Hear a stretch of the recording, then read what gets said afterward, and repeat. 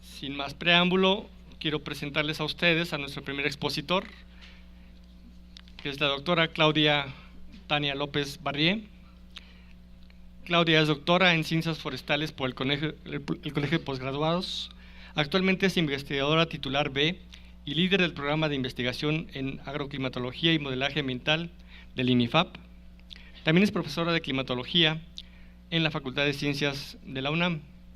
Algunos de los programas de investigación en los que ha participado son el Sistema de Alerta Temprana de Sequía y Plagas de Importancia Agrícola para la Península de Yucatán, el Diagnóstico Integral y Tecnología de Riego en el Distrito de Riego 048 de Tikul y en el Distrito de Desarrollo Regional de Tizimín, en Yucatán ambos, el uso de estaciones agrometeorológicas de Yucatán y el Sistema de Áreas Verdes de la Zona Metropolitana de la Ciudad de Mérida, el prototipo de techo jardín y proyecto de conector verde, un proyecto para CONACYT FOMIX. Ha publicado diversos artículos en diversas revistas científicas especializadas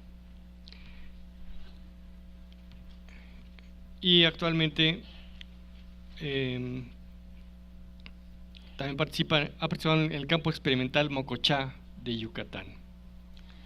Con ustedes entonces la doctora Claudia Lomas.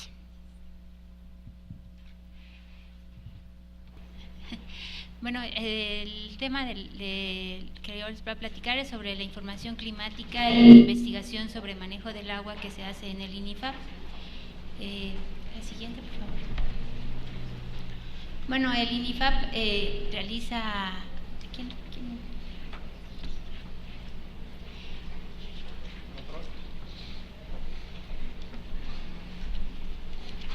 Bueno, les voy a platicar. El INIFAP, su tarea como Instituto de Investigaciones Nacionales, no solo se dedica a realizar conocimientos, sino también tiene una parte importante de la generación de datos y generación de información como tal, la cual nos daría esto que es conocimiento. No es una línea directa y bueno, en la ponencia anterior hablábamos de que estas están interrelacionadas y al final la generación de datos, aunque te da información al mismo tiempo, y la información conocimiento, el conocimiento te crea nuevas preguntas para que tendrían que tener nuevos datos, etcétera. Esta estrategia o esta actividad que hace el INIFAP está basada en la estrategia de manejo integrado del recurso de agua, en este caso a través de lo que son las cuencas, como un sistema integrado, y yo les voy a hablar en principio de la primera parte del ciclo hidrológico, que es justo la generación de los datos de precipitación, por ejemplo. Entonces, ¿cuál es la importancia de la agroclimatología? Se reconoce que el clima tiene una influencia directa sobre la producción agrícola, pecuaria y forestal y en la conservación directa de los recursos naturales.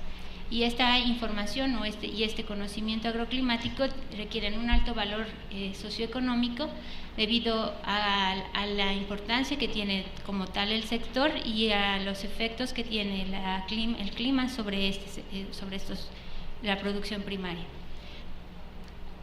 Por ejemplo, ¿cuánto le cuesta a México entonces no contar con información climática o agroclimática adecuada?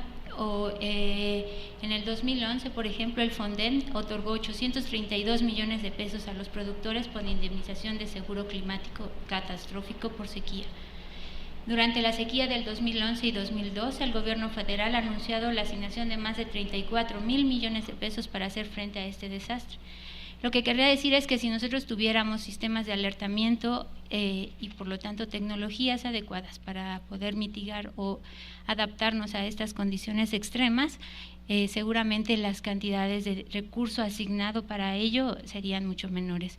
Es por eso que la información climática es relevante y de importancia de carácter nacional. También, por ejemplo, los patrones de lluvia pueden ayudar a incrementar las probabilidades de incendios forestales. En el año del 2011, la CONAFOR reportó que 12,000 incendios forestales y ahí en la pantalla se puede ver la superficie afectada de bosques. Pero ¿qué necesidades debe tener esta información climática o debe cubrir esta información climática? Bueno, ya veíamos también de la ponencia anterior que no solo requerimos cualquier tipo de información o cualquier tipo de dato, sino necesitamos que el que toma el dato, la observación, debe tener una instrumentación, la cual debe ser confiable, calibrada y además en algún sentido debe ser propia, porque en México generalmente toda la información o todos los instrumentos que se utilizan para la medición de las condiciones climáticas son importados. Bueno, otra de las características o necesidades que debe tener la información climática no solo tiene que ver con en dónde debe estar colocada estos datos o estas observaciones. Además, debe tener bases de datos de calidad con sus metadatos correspondientes. Las observaciones, como les decía, deben ser continuas, tanto en el tiempo como en el espacio, ya que todo el mundo sabe que un dato faltante es un dato perdido para siempre. Entonces, eso es importante estarlo evaluando, ¿no? También es parte de las actividades del instituto. Además, debemos generar aplicaciones específicas para el sector y generales para el país, por ejemplo. Tenemos necesidades muy diversas, desde parcelas de diferentes características, por ejemplo, para el sector productivo, de agrícola o pecuario. Necesitamos aplicaciones para condiciones locales, o sea, qué voy a hacer en comunidades o en localidades homogéneas o a nivel regional para tomar decisiones o en todos o hasta condiciones a tomar decisiones a nivel nacional. También necesito comunicar esta información, o sea, no solo necesito que los instrumentos, las bases de datos, las aplicaciones sean buenas, sino cómo se la comunico al tomador de decisiones, que puede ser desde el productor mismo hasta un agente de gobierno, ¿no? Y eso se transforma en lo que se llaman los servicios climáticos. Entonces, el instituto está enfocado también a dar estos servicios climáticos y está en un proceso de modernización en el cual tomará el marco mundial de servicios climáticos que fue dictado en la tercera conferencia mundial en Ginebra. Y en este marco mundial de servicios climáticos dice que es importante tenerlos en cada país y que no solo deben estar basados en la institución que a nivel nacional, que en este caso lidera es el Servicio Meteorológico Nacional, sino que habrá otras organizaciones que de acuerdo a las necesidades propias podrá generar este servicio climático. ¿Qué son estos servicios? Bueno, proporcionar la información que auxilia a la gestión, por ejemplo, de riesgos y oportunidades vinculados al clima. La materia prima, como les decía, del servicio climático es un acervo confiable de bases de datos. Y un producto tan simple de este servicio puede ser el valor promedio de precipitación de un lugar, ¿no? O un pronóstico. ¿Quiénes son las organizaciones que prestan estos servicios climáticos? Como les decía, en México, quienes está normado como tal para darlos es el Servicio Meteorológico Nacional. Y al mismo tiempo debe liderar a las otras organizaciones. Existen otros servicios climáticos, como les decía, de acuerdo a las necesidades mismas de esa institución, por ejemplo, la Comisión Federal de Electricidad, la UNAM misma con el Centro de Ciencias de la Atmósfera, el INIFAP, la Secretaría Marina y así hay varios. ¿Cómo funciona en este marco de un servicio climático? Bueno, además de tener en su primera base las observaciones y la vigilancia de las condiciones climáticas, debe tener investigación, modelación, predicción, y esto debe subirlo a un sistema de información el cual debe tener una interfase con los usuarios, los cuales son muy variados. En México, ¿cuáles son las necesidades de materia de agroclimática? Bueno, esta información agroclimática debe potenciar la investigación para evaluar el impacto de la distribución, la variabilidad o las tendencias y los pronósticos climáticos como tal para la producción agrícola, para ayudarla directamente, por ejemplo, o la producción pecuaria. Por ejemplo, el pronóstico del tiempo en el sector agrícola y pecuario en sí mismo podría ser una medida hacia las condiciones de adaptación al cambio climático, ya que proporcionaría herramientas que auxilien al tomador de decisiones, en este caso hasta el mismo productor, de si siembra o no siembra, cuánto siembra, qué tipo de semilla, qué tipo de instrumentos debe tener, etcétera. ¿Cómo están las redes de información en México? Bueno, los puntitos que ustedes ven ahí en el mapa son la suma de todas las redes que existen en México de estaciones climáticas. Están ahí las del Servicio Meteorológico Nacional con todas sus variedades, las convencionales, las sinópticas, los observatorios, las automatizadas. También están ahí las de la Comisión Federal de Electricidad, las de la Secretaría de Marina y los del INIFAP. Como ustedes pueden ver, hay lugares en donde hay muchísimas estaciones, una concentración grande de estaciones climáticas, pero hay grandes áreas en el país donde no se está monitoreando el clima.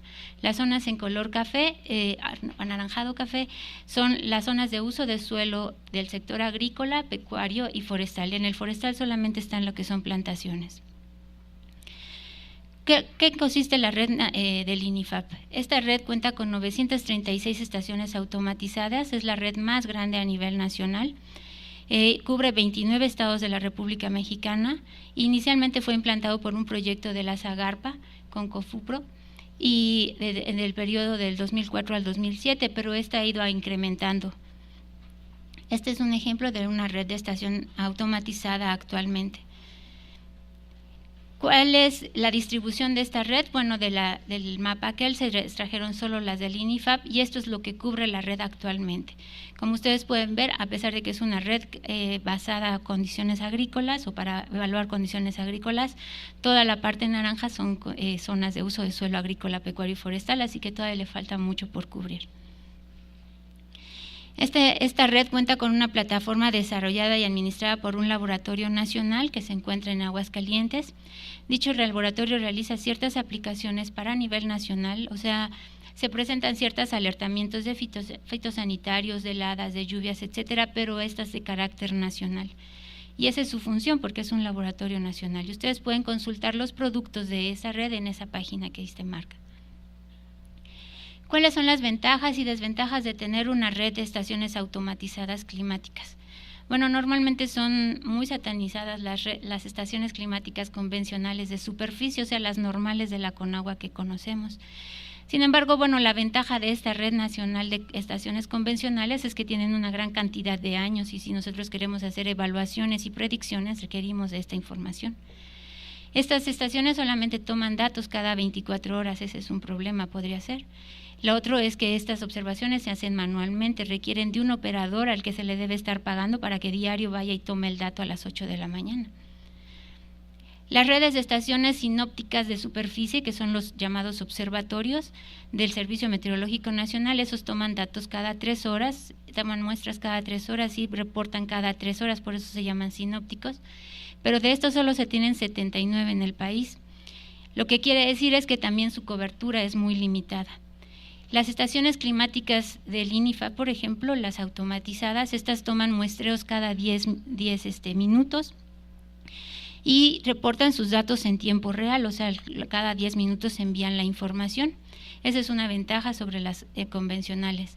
La desventaja de estas estaciones automatizadas es que su costo de mantenimiento es muy elevado. La distribución además actualmente es muy parcial y requiere un incremento sustancial para poder cubrir toda la superficie del país.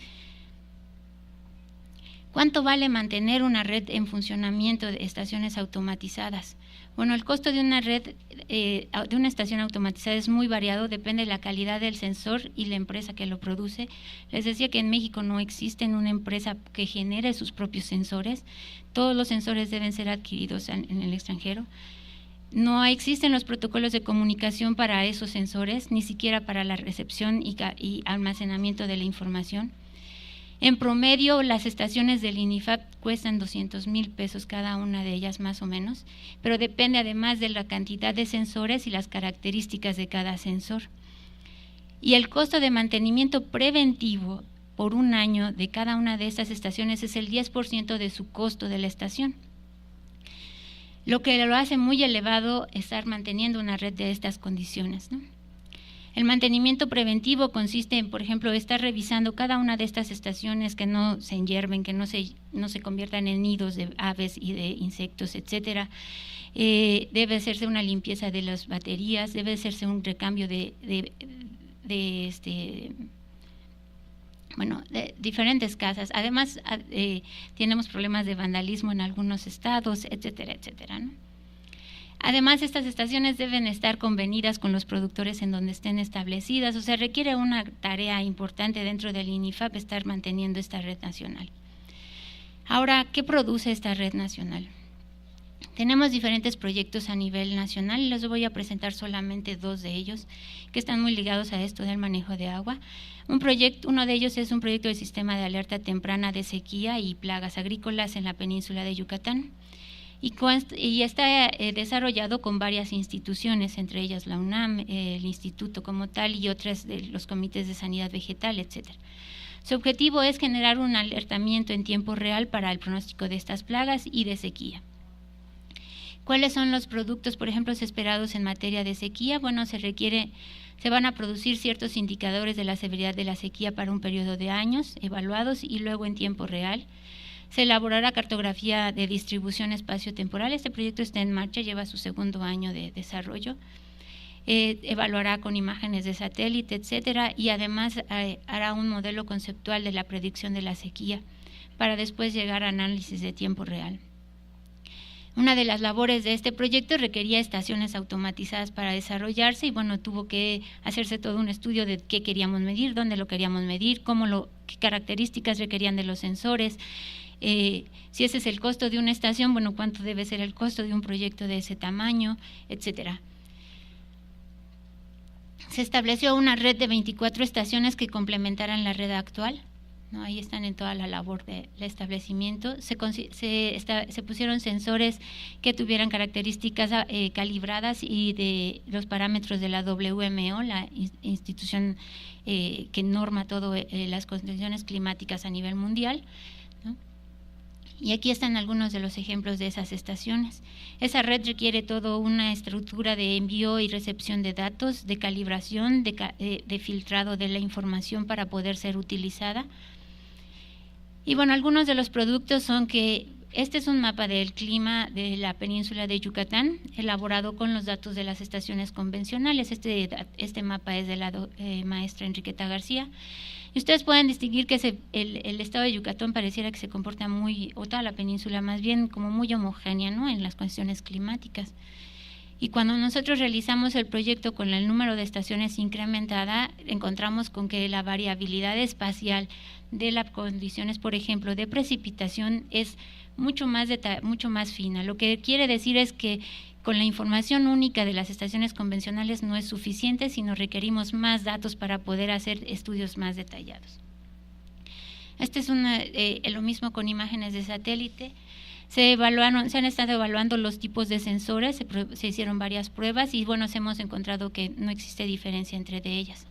Otro proyecto es, por ejemplo, de manejo integral de cuencas, donde el objetivo es identificar las mejores prácticas de manejo que generen la mejor calidad del agua sin comprometer el recurso natural. Este fue un mapa que se hizo para poder seleccionar los sitios en donde se llevaría a cabo este proyecto y se basa en la evaluación principal. La principal variable es el balance de agua de la precipitación pluvial en una cuenca. Y entonces se analiza este balance de agua y su uso racional en cada una de sus partes de la cuenca como tal, para lo cual utiliza datos climáticos y bueno, se han identificado que hay anomalías estos son datos de diferentes regiones en el país y que existen variabilidades tanto en el mismo dato dentro de la misma estación. Esta es las anomalías de precipitación, también tomadas en este balance. Este es un índice estandarizado de precipitación y se evaluó en un periodo de años. Y estos son igual un análisis de la severidad de la distribución temporal del índice de la severidad de la sequía de Palmer en 2 regiones, en 2 temporadas diferentes. Las gráficas de arriba son de enero y las de abajo de septiembre. Y todo ello sirve para evaluar el balance hídrico. Para evaluar la variabilidad climática. Y en las partes bajas de la cuenca, en ingeniería de riego, la información de clima es esencial para el cálculo de, por ejemplo, la evapotranspiración, los requerimientos de agua para los cultivos, para la planeación y optimización de patrones de cultivo en distritos de riego, etcétera. ¿Qué podemos concluir? Bueno, que en estudios de balance de agua la variable precipitación es la variable de entrada principal dentro de estos proyectos. La información climática como temperatura, velocidad del viento, radiación solar juegan un papel preponderante en estos estudios. La disponibilidad de información climática es de crucial importancia en áreas de incrementar la eficiencia en el uso del recurso. La distribución espacial de la información climática permite la regionalización de la información o de las recomendaciones. Se requiere de información hidrométrica actualizada para fines de calibrar los algoritmos del balance de agua. Y con todo ello, la pregunta sería, ¿qué falta o qué es lo que le viene por hacer al instituto como tal? Bueno, requiere mejorar la infraestructura actual definitivamente. En algunos casos hay evaluaciones sobre que los emplazamientos en donde está esta distribución de estaciones no es la más adecuada. Se requiere mejorar algunos sensores donde estén con calidades mejores, o sea, calibrados y basados en características de la WMO. Se requiere ampliar la cobertura espacial de la red. Requerimos observaciones agroclimáticos en el país porque la información está centralizada. En estas gráficas podemos ver en detalle, ¿se acuerdan aquella masa de puntos? Bueno, aquí están con zooms en diferentes regiones del país y podría, por ejemplo, en la península, en la zona de la selva alta, no existen estaciones, o sea, no se puede evaluar nada allá. En la zona esta, en el primer mapa, donde ven las zonas verdes son los bosques templados y las selvas, ahí no existen, en la parte de Guerrero y de Oaxaca no existen estaciones meteorológicas para evaluarlo. En esta parte de la Sierra Madre Occidental tampoco hay estaciones.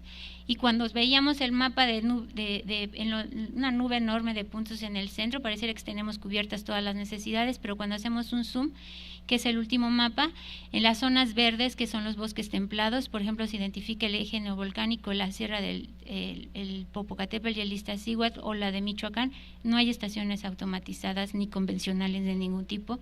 Hicimos una evaluación de cuántas estaciones existen arriba de los 3,000 metros sobre el nivel del mar, solo hay 10 estaciones en el país, con lo cual no podemos evaluar, por ejemplo, qué está pasando en la parte de la cuenca altas o en la parte de los bosques. ¿Qué también nos falta? Nos falta mejorar los procesos de comunicación.